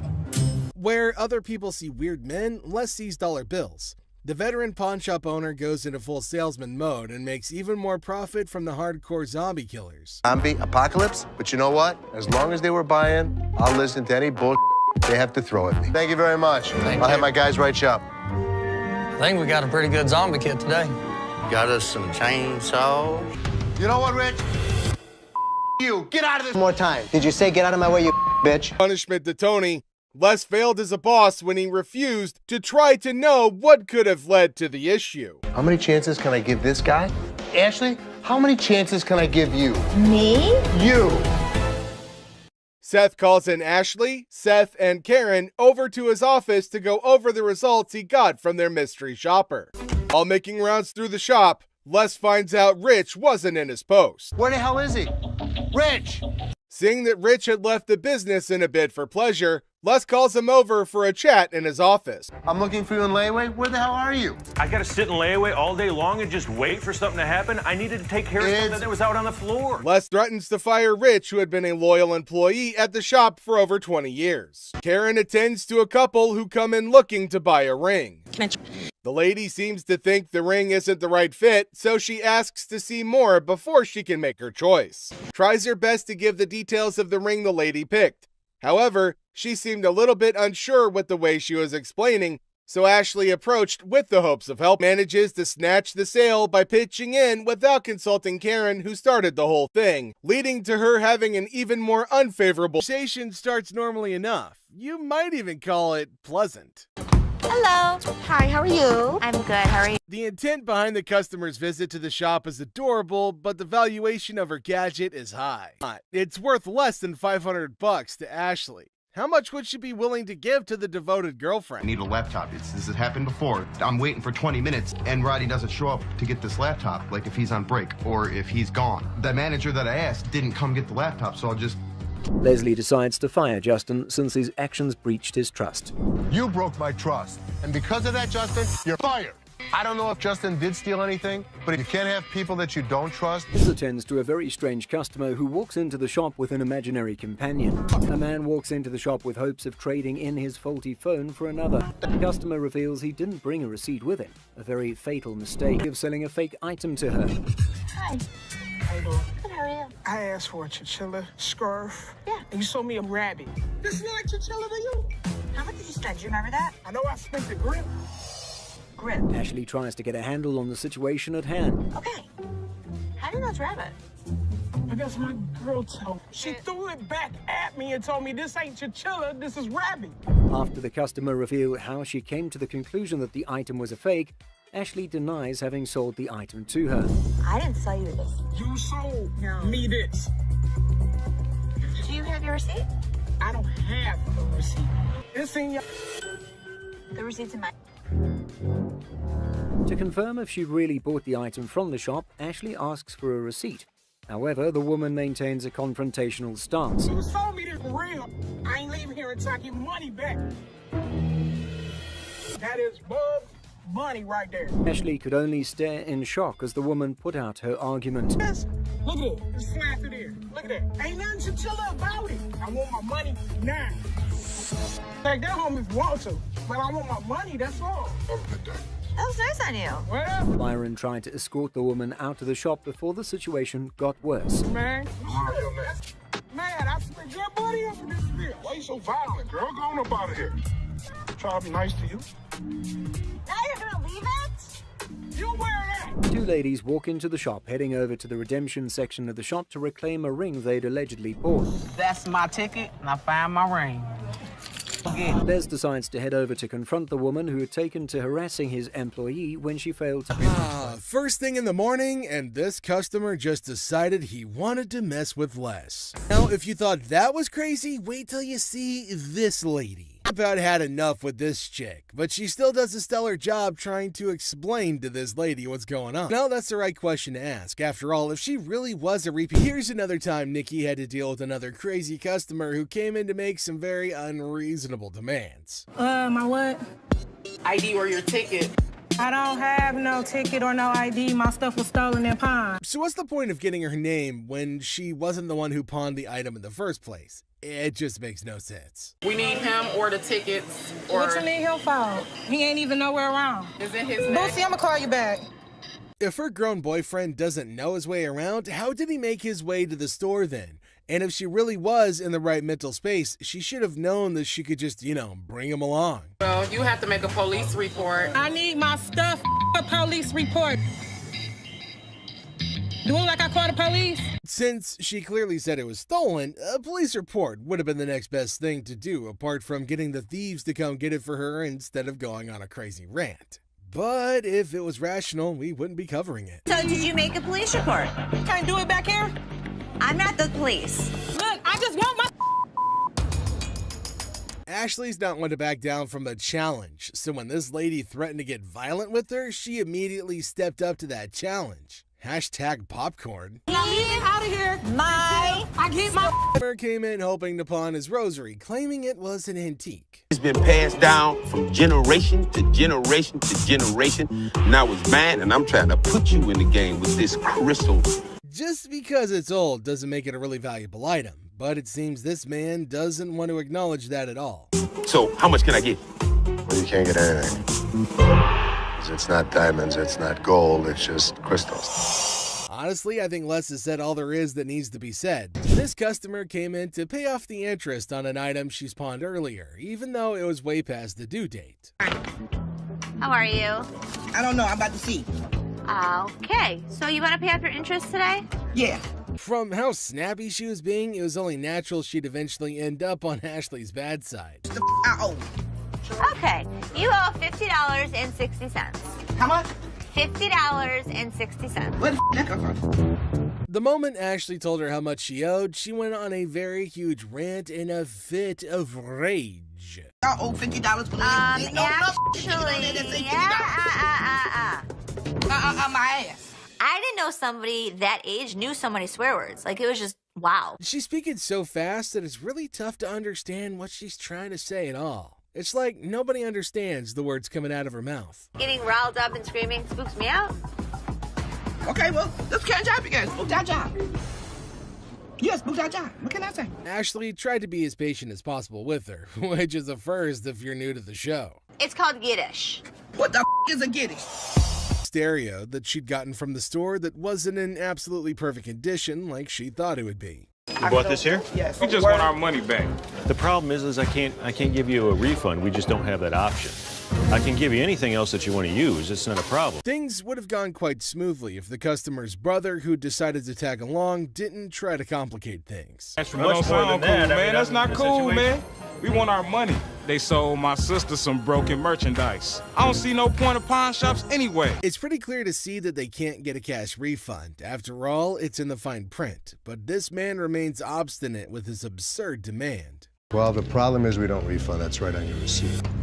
So if you'd like to get something else, I have no problem with that. We want something a whole lot better than what we got. So you want to spend more money? Since the customer's brothers made it clear that he plans on making a fool of himself, Les decided to give him a chance to make a choice, or an ultimatum to be precise. We don't want this. You can take this stuff. Sir, listen. Sir, no. I will be forced to have you What you leave mean the- for we're gonna do something? Immediately after Les gave him his last chance, the man made his choice, which can only mean that he'll be getting himself a one-way ticket out of the store. No. I don't. Okay, why don't we come over on this side? Let's come on over on this side. Why don't we come over on this side? So You like that, man? they tried to escort him out as calmly as they could, but the man just wouldn't let up. Now, come on, man. You don't want to be stupid. They'd eventually reached an agreement and the repair was underway, but the man decided to burst in once again to cause a scene. No! You bought me, man! No! All he got in return was his forceful removal, despite the fact that he was kicking and screaming like a little baby. Thank you very much. I come here all the time, so you just gonna mess it up for me? I've been thrown out of better places. Next up, we've got this customer who had run into some financial issues that needed solving post-haste. I'm trying to get all my stuff out. So, what are you looking to do with that? I'm looking to get $100 for it to help me out. The deal was underway, but they eventually ran into their first cause for argument when the seller called this very outrageous price. What the hell is that going to do for you? $100 will help me move my out. It'll feed my dogs if I have to, wherever I find. To the seller, $10 probably wouldn't be enough to get him the services he's hoping to enlist with the money, but that's all Seth and Les can offer. What the do you mean it's going to be a good start? The $10 isn't going to be. Why couldn't you do 50 for this? Because I could never get 50. Since he was being pretty rude to him, Les decided to teach him a lesson. Either you're gonna And you're up in here disrespecting me, trying to hand my back to me. I'm not having that. No. Are you kidding me right? Things would have stopped there if he just decided to take the doll, but what he didn't, Les dropped it, an action that wasn't well received. If I were to do this, that's disrespecting you. What the is your problem? It's pretty clear that he's not welcome at the store, and since they couldn't satisfy his needs, he should have just headed somewhere else. Pick it up. You want to treat me like a bitch? You're going to be the bitch. Pick my up. Pick my doll up. Are you insane? Seemed quite little to this customer, who exclaimed greatly just to show his displeasure with the amount offered. Bobby J had to attend to these customers who were in the market for a ring.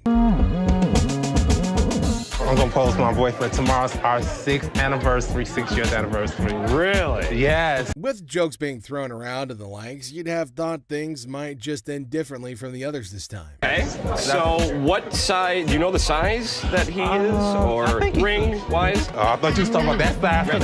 I was like, that is too personal now. No, I'm not. Bobby tried his best, putting them through as they went round checking the set of rings they had available at the store. Now, I gotta practice now. I'm gonna pretend like I'm close to you, okay? That's pretty uncomfortable, but for the grind, Bobby had no choice other than to offer himself up. Now, Tay Tay, we've been together for a while. Will you marry me?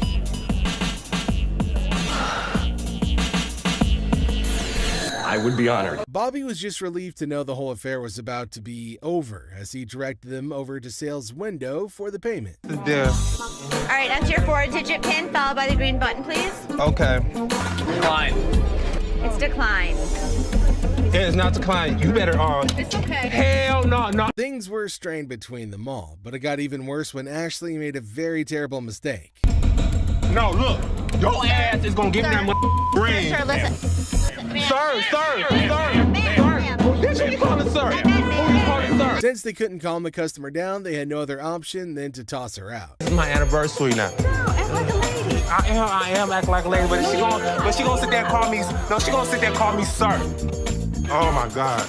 To start off this deal, Les and the customer had a little argument over the right procedure for authenticating diamond earrings.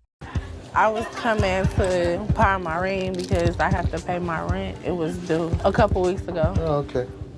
Rather than carry on wasting his time with a pointless conversation, Les decided to settle for business instead. Okay, how much did you want, man? $200. 200. Well, what I can do is I can give you 80. $80. $80. I'm not just about to let you have this for $80. I paid $500 for this. There's no way they can give her more than they can get back on the ring in case she, reneges on the deal. So Les tries to explain and hopefully make her understand. How would you? Man, what the? Just like that, she'll have to go back with nothing, and she might be barred from coming back, especially with how she tried to hit Les.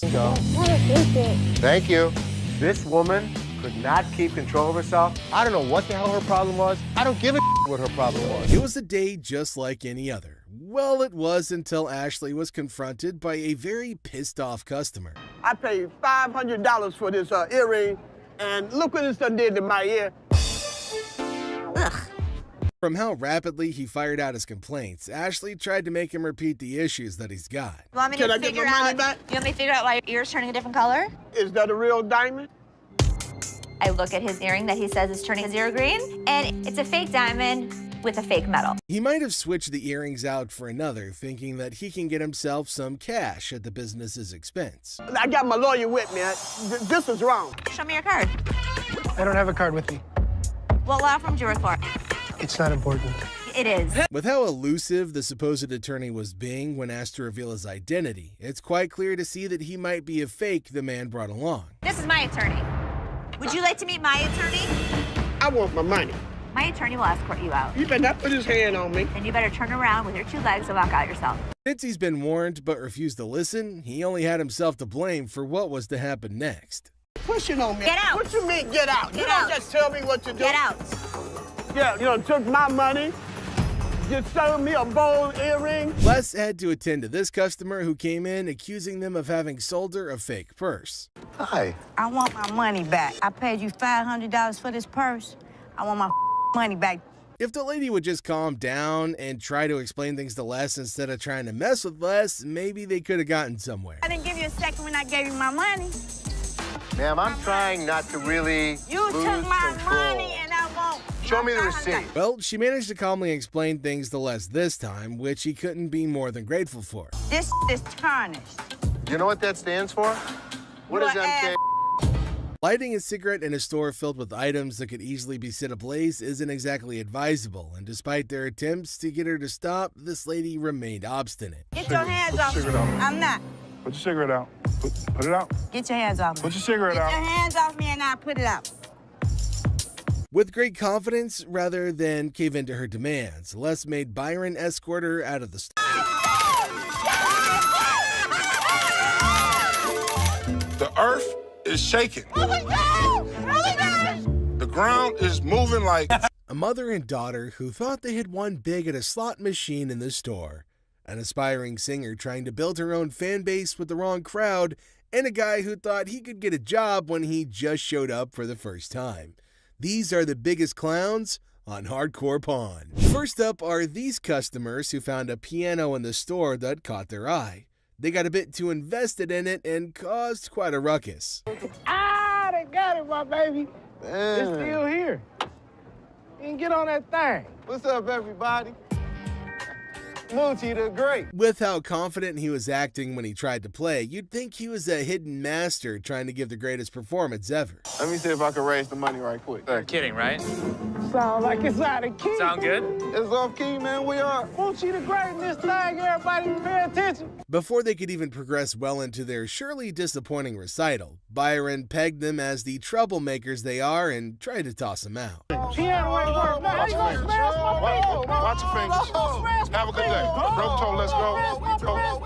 Have a nice day. Man, come on, bro. Get up. A man walked up to Ashley, hoping to get his hands on a job application form, which is a must-do for parties interested in getting a job at the store. Hi.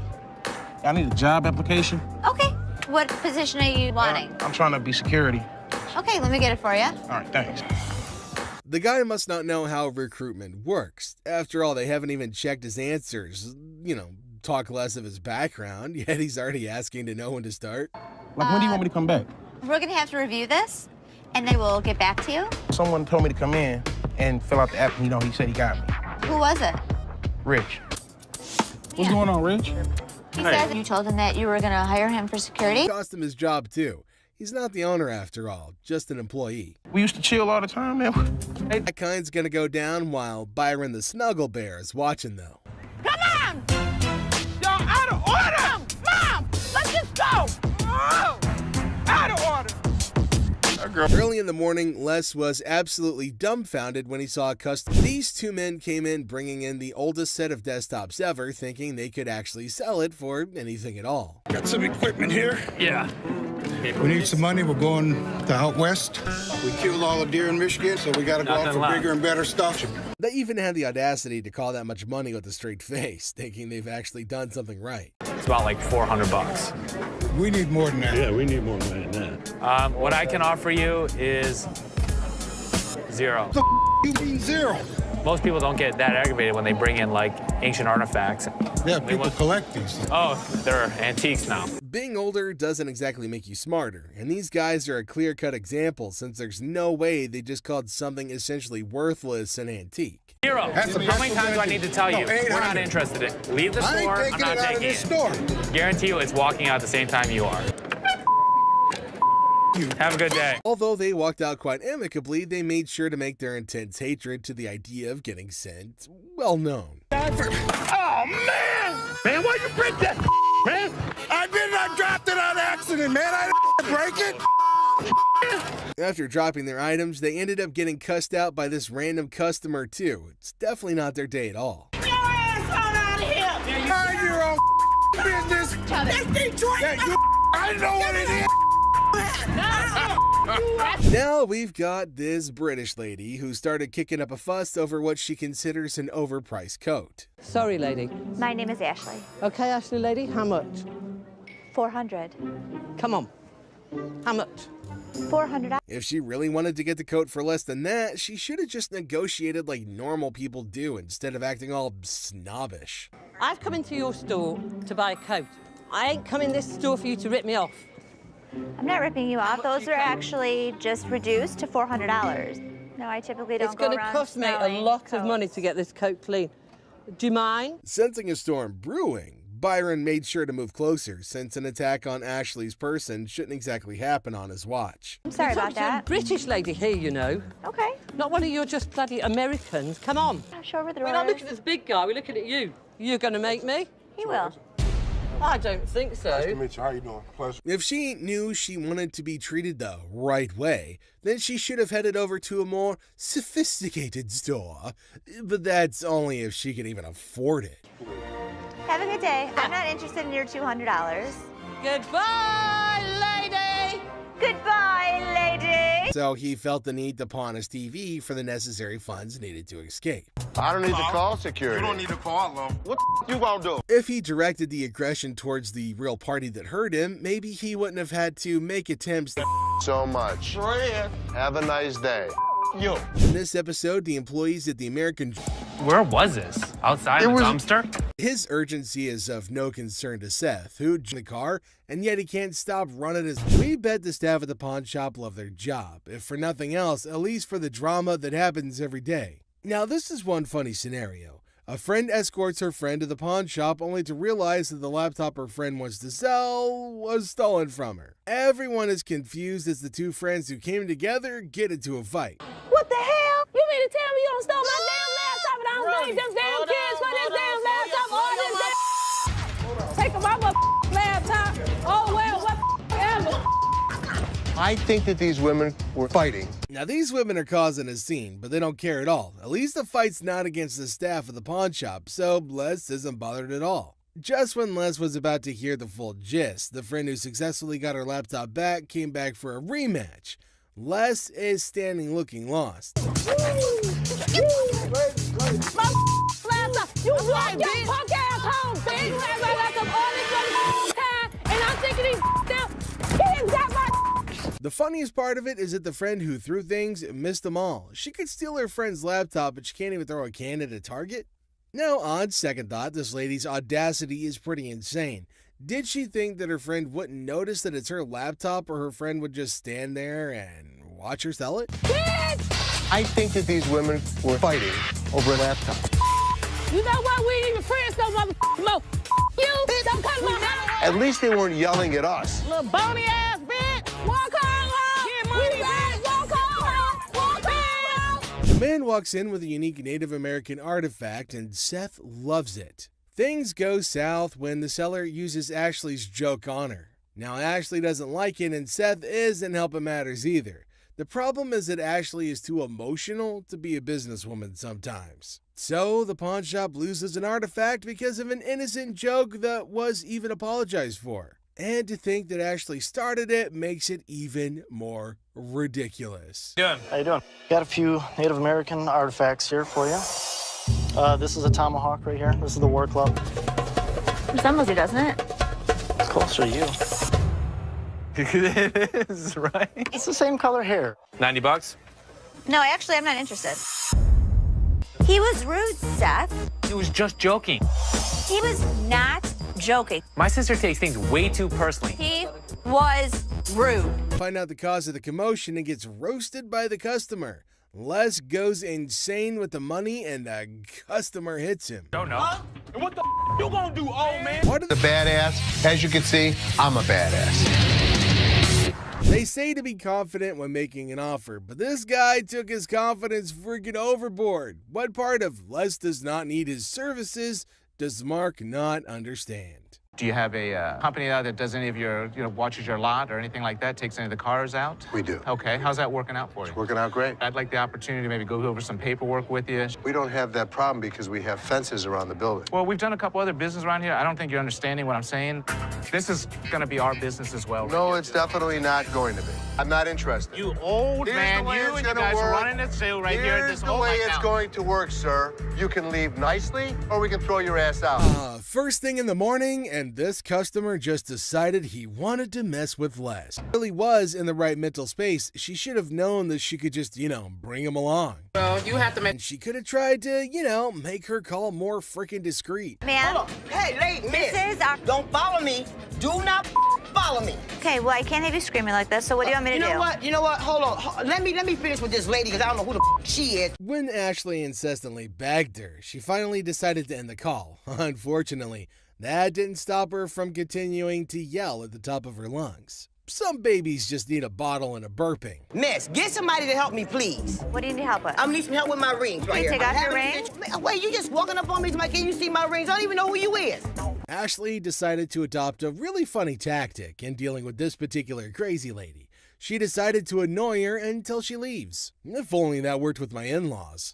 Can somebody else help me? Because you... Ma'am, I can help you walk out the door. No, you're not gonna help me walk out the door, because I'm not going out the door until I get some help. That's what I came in here for. Now, can somebody help me other than you? No. Ashley seemed to be having fun dealing with this particular crazy lady, and there's no way she's gonna turn back now. Follow me no more. I won't come back in this bitch. All the motherfucking times I've been coming in here giving y'all my motherfucking and this is how I'm getting treated, y'all. Les gets this customer who's trying to sell a watch. The bitch won this one, all right? After reading through one of their ads, this lady came over to make a very odd inquiry. I was trying to find out because your sign was saying that I can get 30 days of free cash. Well, she read all right, but she didn't quite understand it at all. Came in hoping to pawn his rosary, claiming it was an antique. It's been passed down from generation to generation to generation. Now it's mine, and I'm trying to put you in the game with this crystal. Just because it's old doesn't make it a really valuable item, but it seems this man doesn't want to acknowledge that at all. So, how much can I get? Well, you can't get anything. 'Cause it's not diamonds, it's not gold, it's just crystals. Honestly, I think Les has said all there is that needs to be said, but we'll just have to, make things clear. He's got no other choice than to repeat himself. How much would you pawn this for? I won't take that in pawn because we only take precious metal. Well, this is precious. To you. To me. With his demeanor through this whole thing, it's pretty clear at this point that this guy's gonna be trouble. Work something out, man. No, I can't take it, I'm sorry. Well, I think you need to work something out with me, man. Trying to strong-arm the poor guy isn't exactly the right way to conduct business. Tell him it's antique, man. Nope, it's not antique, bro. I don't want to talk. Me and you. No deal. Deal. No deal. He's been introduced to the antique expert. Now it's time for the antique expert to introduce him to the door once again. Let's talk about it on the way out the door. Hey, hold on, man. Hold on, brother. Hold on. Look, hold on, man. Hold on. I can leave on my own. Hey. This customer came in to pay off the interest on an item she's pawned earlier, even though it was way past the due date. How are you? I don't know. I'm about to see. Okay. So you want to pay off your interest today? Yeah. From how snappy she was being, it was only natural she'd eventually end up on Ashley's bad side. I owe. Okay. You owe $50.60. How much? $50.60. Where the that come from? The moment Ashley told her how much she owed, she went on a very huge rant in a fit of rage. I owe $50 for Actually, my ass. I didn't know somebody that age knew so many swear words. Like, it was just, wow. She's speaking so fast that it's really tough to understand what she's trying to say at all. It's like nobody understands the words coming out of her mouth. Getting riled up and screaming spooks me out. Okay, well, let's catch up again. Spook that job. Yes, spook that job. What can I say? Ashley tried to be as patient as possible with her, which is a first if you're new to the show. It's called Yiddish. What the is a Yiddish? Yiddish with a Y. Well, I understand that either. I understand Ethiopian. How about that? The customer would eventually wear her patience thin with her obnoxious attitude. You can pay off your interest. Actually, you have three. You can pay off your First interest. it was one. First it was two.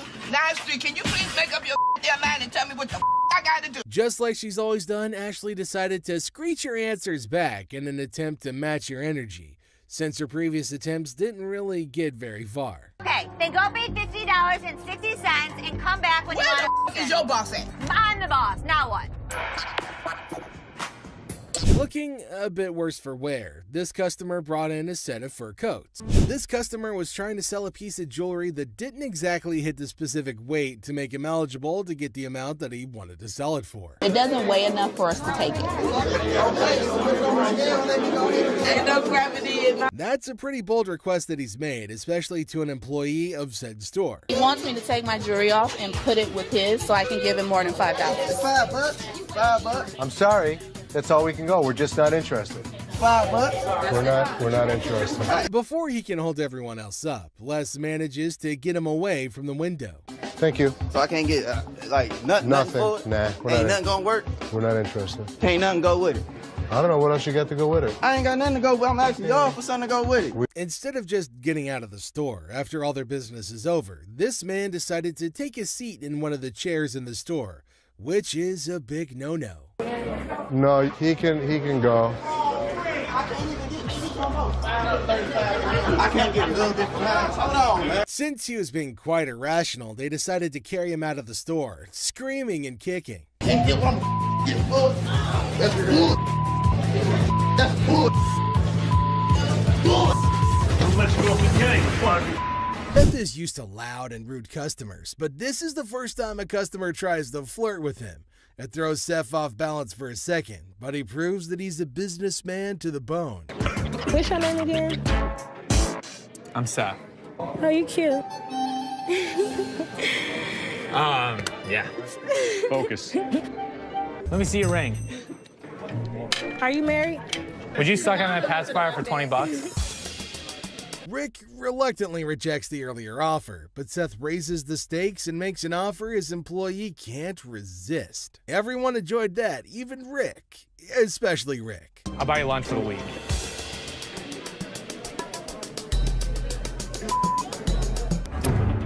Ready?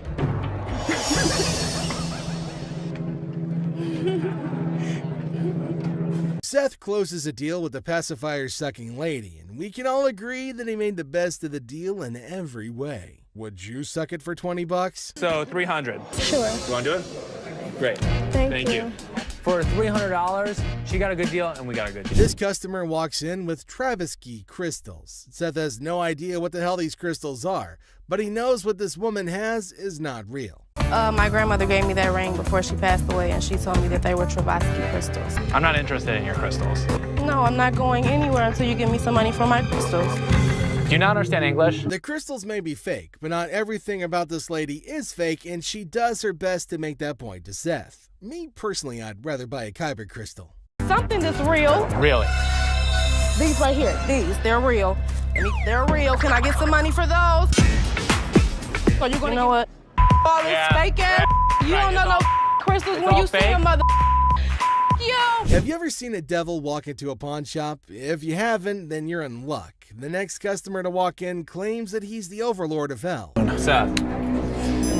They call me the devil. That's some freaky there, boy, let me tell you. Yeah, he was a devil. Sure he was. Les doesn't care if this man is a 2,000-year-old fallen angel. The pawn shop owner is going to make a deal with the devil if he can make some profit from it. How long did it take you to get all these tattoos? Probably 2,000 years. How old are you? 2,500 years old. Tell me what you give me. The merchandise is worth scrap value. I could have gotten $650 for this stuff. I take $650. I can't give it to you. Sorry. Two old men come into the store looking to sell a computer that could go for a lot of money, if they sold it in 1997. We need some money. We're going to out west. We killed all the deer in Michigan, so we got to go out for bigger and better stuff. Most people don't get that aggravated when they bring in, like, ancient artifacts. Yeah, people collect these. Oh, they're antiques now. Both men don't want to leave without any money, but one look at security changes their mind. But that doesn't stop them from stringing along a list of profanities at Les and Seth. 0. How many times do I need to tell you? We're not interested in. Leave the store. I'm not taking it. Have a good day. Usually things calm down once the noisy customers are thrown out, but this time it gets even more chaotic. We're even treated to an unexpected showdown. I did not drop it on accident, man. I didn't break it. I thought it was you, man. Oh, that's good. Two men come into the store and make the weirdest purchases. While Les is happy to make sales, his curiosity gets the better of him. You certainly won't believe what these men want with these items. I was looking at the chainsaws over here. We have chainsaws. You make a deal on both of them? Sure I can. So what's all this stuff for? Home defense. What? Is that what The you put around zombie your yard? apocalypse is coming. Where other people see weird men, Les sees dollar bills. The veteran pawn shop owner goes into full salesman mode and makes even more profit from the hardcore zombie killers. Zombie apocalypse? But you know what? As long as they were buying, I'll listen to any bull they have to throw at me. Thank you very much. I'll have my guys write you up. I think we got a pretty good zombie kit today. Got us some chainsaws. You know what, Rich? You, get out of this store. Although he successfully delivered punishment to Tony, Les failed as a boss when he refused to try to know what could have led to the issue. How many chances can I give this guy? Ashley, how many chances can I give you? Me? You. Seth calls in Ashley, Seth, and Karen over to his office to go over the results he got from their miss. Making rounds through the shop, Les finds out Rich wasn't in his post. Where the hell is he? Rich! Seeing that Rich had left the business in a bid for pleasure, Les calls him over for a chat in his office. I'm looking for you in layaway. Where the hell are you? I gotta sit in layaway all day long and just wait for something to happen? I needed to take care of something that was out on the floor. Les threatens to fire Rich, who had been a loyal employee at the shop for over 20 years. Karen attends to a couple who come in looking to buy a ring. Manages to snatch the sale by pitching in without consulting Karen, who started the whole thing, leading to her having an even more unfavorable relation. Starts normally enough. You might even call it pleasant. Hello. Hi, how are you? I'm good. How are you? The intent behind the customer's visit to the shop is adorable, but the valuation of her gadget is high. It's worth less than $500 to Ashley. How much would she be willing to give to the devoted girlfriend? I need a laptop. This has happened before. I'm waiting for 20 minutes and Roddy doesn't show up to get this laptop, like if he's on break or if he's gone. The manager that I asked didn't come get the laptop, so I'll just... Leslie decides to fire Justin since his actions breached his trust. You broke my trust. And because of that, Justin, you're fired. This attends to a very strange customer who walks into the shop with an imaginary companion. A man walks into the shop with hopes of trading in his faulty phone for another. Hey, Clearly, I have to tell you fix this that without the receipt, there's nothing I can do for you. And getting somebody. Rich tries to turn the man away. However, he remains unrelenting. The man and his girlfriend meet Seth with the hopes of making a trade. He told me he spent $1,000. They're not real. They're not real. No. The man tries to stop his girlfriend from trading in the earrings he got for her so he can... The woman accuses Ashley of selling a fake item to her. Hi. How you doing? Good, how are you? I asked for a chinchilla scarf. Yeah. And you sold me a rabbit. This look like chinchilla to you? How much did you spend? Do you remember that? I know I spent the grip. Grip. Ashley tries to get a handle on the situation at hand. Okay. How do you know it's rabbit? I guess my girl told me. She threw it back at me and told me this ain't chinchilla, this is rabbit. After the customer revealed how she came to the conclusion that the item was a fake, Ashley denies having sold the item to her. I didn't sell you this. You sold me this. Do you have your receipt? I don't have a receipt. It's in your... The receipt's in my... To confirm if she really bought the item from the shop, Ashley asks for a receipt. However, the woman maintains a confrontational stance. You sold me this for real. I ain't leaving here until I get money back. That is Bub's money right there. Ashley could only stare in shock as the woman put out her argument. Look at it. It's flat through there. Look at that. Ain't nothing chinchilla about it. I want my money now. Take that home if you want to. But I want my money, that's all. That was nice on you. Well, Byron tried to escort the woman out of the shop before the situation got worse. man, I spent your money up in this bitch. Why you so violent, girl? Go on up out of here. Try to be nice to you. Now you're gonna leave it? You wear that. Two ladies walk into the shop, heading over to the redemption section of the shop to reclaim a ring they'd alleged. Les decides to head over to confront the woman who had taken to harassing his employee when she failed to... I wanna hear it! I can get loud just like you and make a scene if you want. Or you can act like a lady. The customer is always wrong. It's time to go. Up yours. I want to see you walk outside. Come on. Rude customers making unreasonable demands. Pretty violent women who can't keep their hands to themselves, and silly delusional customers who are more trouble than ever. These are the times the staff at the American Jewelry and Loan have had to deal with Karens. First up is this customer who came in hoping to get her son a gift. Hi, how you doing today? I'm good today. I wanted to find something nice for my son. But she must be demented, since she kept on claiming she dropped a phone on the display case when she clearly didn't. Where the hell is my phone? Something wrong? Yeah, my phone. I just let Did you take my phone? Take your phone. Things went even further south when she decided to accuse the lady standing right beside her of being a thief. Don't touch me, yo. You better get off because get the manager. You don't touch me. When it devolved into a true scuffle, Karen had no other option than to kick the two out before they could cause even more of a disturbance. Y'all better get this lady because I ain't got nothing. Please, listen. Crazy. I'm out of here, yo. Through her clearly demented act, the lady managed to chase away a potential customer. Nobody don't got time for this. Yo, get this old ass lady off. You better get my phone. You better mind your damn business. Ma'am, go check your car. Quit beating up on that girl. Psycho lady was even ready to lay hands on her cane, to be precise on Karen, and she would have too if Byron the Bear wasn't there to put a stop to her shenanigans. She didn't walk away with nothing. She just walked. Yeah, all right. Man, don't hurt nobody. And watch how you use that cane. Shut the hell up. You got grandkids? You know, Ashley's got bigger pipes than a church organ, and I never thought I'd see anyone that could actually out-yell her, but oh, this lady can. Innocent customer got more than she bargained for when she ran into this other customer who came barreling towards her to accuse her of damaging her TV. Excuse me. Bitch, you hear me? Bitch, What, you made bitch? me drop my TV. You dropped your TV because you wanted to drop your TV. First of all, bitch, I said hold the door and you ain't. It was a lady's choice if she wanted to hold the door for her or not, and with her phone in her hand, it was pretty clear she was busy too. But this customer thought that she was entitled to give orders that must be met. I'm not paying for Bitch, you might as well get off the phone because somebody about to too pay bad, for my bitch. I'm not about to off pay top. Bitch, you broke my TV. Ashley decided to jump in to settle this whole spat before it could get even more out of hand than it already had. Me personally, I would have grabbed some popcorn and watched the show. How did she break your TV? Because I told her to hold the door and I dropped it and it cracked. So it's her fault? It's her fault. Ashley's attempt to mediate didn't work at all since, Ashley. And the lady kept on making her unnecessary demands, even going as far as to lay hands on the other party. I don't know what this lady was all about, but how dare you come in my store and make a huge scene? In my store, I'm not interested. Yeah, you are. Out that door. Byron the Bruiser Snuggle Bear eventually managed to get the customer out, but it obviously wasn't going to end there. You is the type that will get smacked. Really? Really. Try it.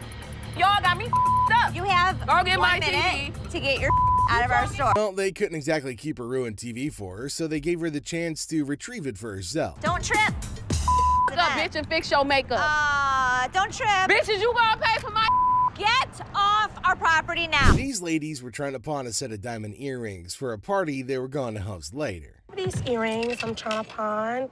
We work in a daycare. We're trying to have a pizza party for the kids. Oh, how fun. So how much money are you guys looking for today? 300. The amount they asked for had Ashley reeling back and looking like she was constipated, but it's their business, not hers. For a pizza party?